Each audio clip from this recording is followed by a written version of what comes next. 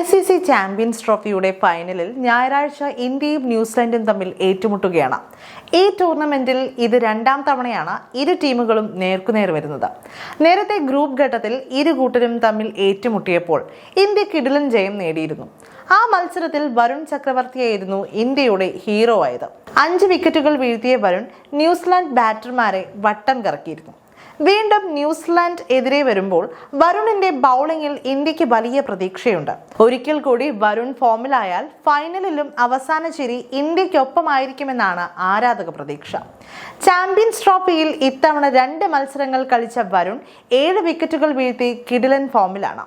ഫൈനലിന് മുൻപ് മാധ്യമങ്ങളോട് സംസാരിക്കവേ വരുൺ ചക്രവർത്തിയെ വാനോളം പ്രശംസിച്ച ന്യൂസിലാൻഡ് പരിശീലകൻ ഗാരി സ്റ്റെഡ് ഫൈനലിൽ കിവീസിന് വലിയ ഭീഷണിയാകും വരുൺ എന്നും സൂചിപ്പിച്ചു. വരുണിനെ ലോകോത്തര ബൗളർ എന്ന് വിശേഷിപ്പിക്കുന്ന കിവീസ് പരിശീലകൻ അദ്ദേഹത്തിന്റെ ഭീഷണി എങ്ങനെ തടയാമെന്ന ചിന്തയിലാണ് തങ്ങളെന്നും പറഞ്ഞു. കഴിഞ്ഞ മത്സരത്തിൽ ഞങ്ങൾക്ക് എതിരെ 42 റൺസിന് 5 വിക്കറ്റുകൾ വീഴ്ത്തിയ വരുൺ ചക്രവർത്തി ഫൈനലിൽ ഉറപ്പായും കളിക്കുമെന്ന് ഞങ്ങൾ കരുതുന്നു. അവൻ ഒരു ക്ലാസ് ബൗളറാണ്.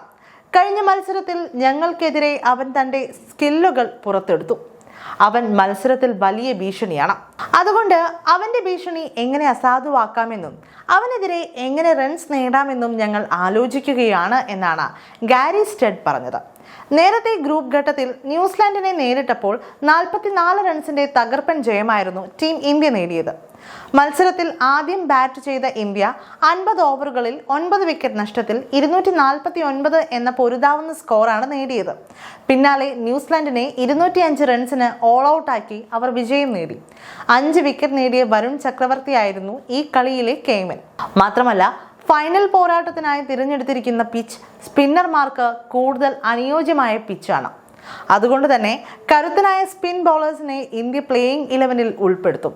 അതിലൊരാൾ വരുൺ ചക്രവർത്തി ആയിരിക്കുമെന്ന് ഏറെക്കുറെ ഉറപ്പായി കഴിഞ്ഞു. കിവീസിന്റെ ബാറ്റിംഗ് നിരയെ എറിഞ്ഞു വീഴ്ത്താനുള്ള ശ്രമങ്ങൾ വരുൺ തുടരും. എന്തായാലും കിവീസിനെ എല്ലാ രീതിയിലും വീഴ്ത്താനുള്ള പരിശ്രമത്തിലാണ് ടീം ഇന്ത്യ. അതിനിടെ ഇന്ത്യക്ക് തെല്ലൊരു നിരാശ നൽകുന്ന ഒരു റിപ്പോർട്ട് കൂടി ഇപ്പോൾ എത്തിയിരിക്കുകയാണ്. ഫൈനലിന് മുന്നോടിയായി നടന്ന പരിശീലന സെഷനിൽ വിരാട് കോഹ്ലിക്ക് പരിക്കേറ്റതായി റിപ്പോർട്ടുകൾ. നെറ്റ്സിൽ ഒരു പേസറെ നേരിടുന്നതിനിടെ കോഹ്ലിയുടെ കണങ്കാലിന് സമീപം പരിക്കേറ്റതായും ഇതിനെ തുടർന്ന് കുറച്ചുനേരം പരിശീലനം നിർത്തിവെക്കേണ്ടി വന്നതായും റിപ്പോർട്ടുകൾ സൂചിപ്പിക്കുന്നു. ഇന്ത്യൻ മെഡിക്കൽ ടീം ഉടൻ തന്നെ കോഹ്ലിയെ ചികിത്സിക്കുകയും ചെയ്തു. സംഭവത്തിന് ശേഷം വിരാട് കോഹ്ലി മൈതാനത്ത് തന്നെ തുടരുകയും മറ്റുള്ളവർ പരിശീലനം തുടരുന്നത് നിരീക്ഷിക്കുകയും ചെയ്തു.